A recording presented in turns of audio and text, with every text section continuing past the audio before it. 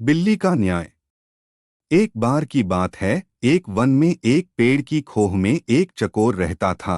पेड़ के आसपास कई पेड़ और थे जिन पर फल और बीज उगते थे।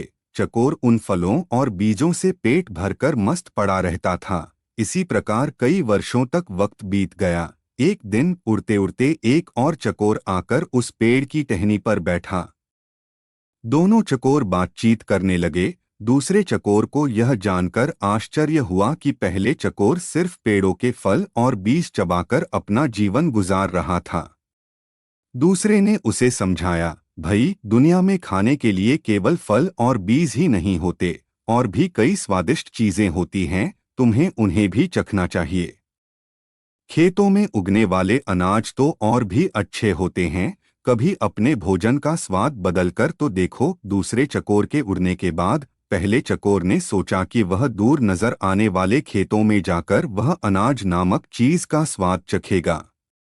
अगले दिन चकोर उड़कर एक खेत के पास पहुंचा जहां धान की फसल उगी हुई थी।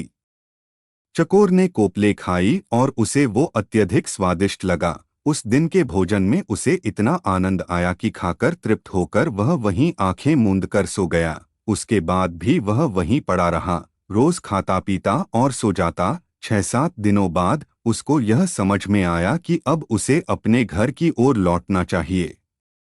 लेकिन उस बीच वह देखता है कि उसके घर में कोई और रह रहा है। चकोर अपने घर पर आकर देखता है और उसके घर का कब्जा खरगोश ने कर लिया है। चकोर क्रोधित होकर बोलता है, ये क्या हो रहा है?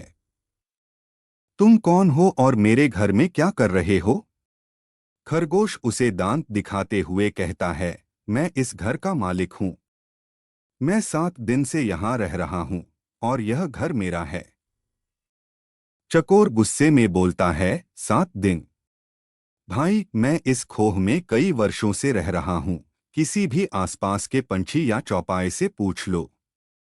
खरगोश चकोर की बातों को काटते हुए कहते हैं, सीधी बात है, मैं आया और यह खोह खाली थी तो मैंने यहां बस गया। अब मुझे क्यों पड़ोसियों से पूछना चाहिए? चकोर गुस्से में बोलता है, वाह! क्या तुम्हारा मतलब है कि अगर कोई घर खाली मिल जाए तो उसमें कोई नहीं रहता? मैं तुझे एक बार और कहता हूं, शराफत से मेरे घर को खाली कर दे, वरना। खरगोश उसे बीच में ही रोकते हैं और कहते हैं, वरना तू क्या करेगा? यह घर मेरा है, जो करना है कर ले। चकोर सहम जाता है और वह मदद और न्याय की तलाश में पड़ोसी जानवरों के पास जाता है।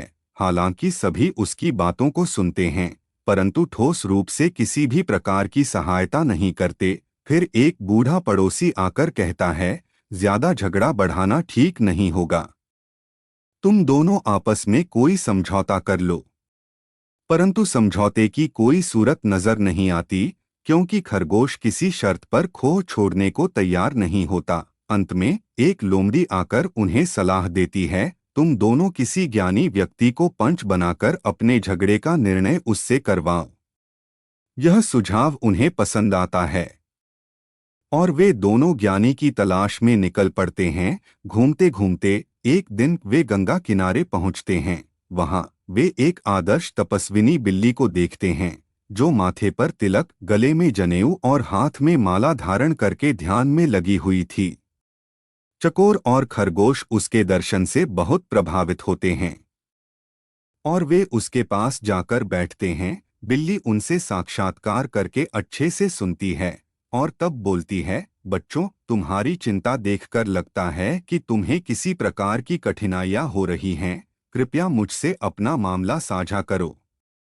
चकोर बताता है, माता, हमारे बीच एक झगड़ा है और हम चाहते हैं कि आप हमारे झगड़े का निर्णय करें।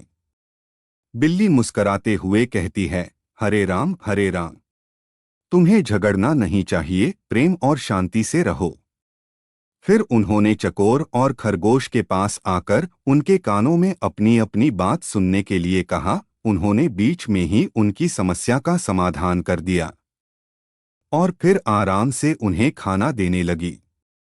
इस कहानी से हमें यह सीख मिलती है कि झगड़े से बचने के लिए हमें समझदारी से काम लेना चाहिए। बिना समझे विवादों में पड़कर हम खुद को हानि पहुंचा सकते हैं। इसके बजाय हमें समस्याओं का समाधान ढूंढना चाहिए और उन्हें शांति और समझ से हल करने का प्रयास करना चाहिए।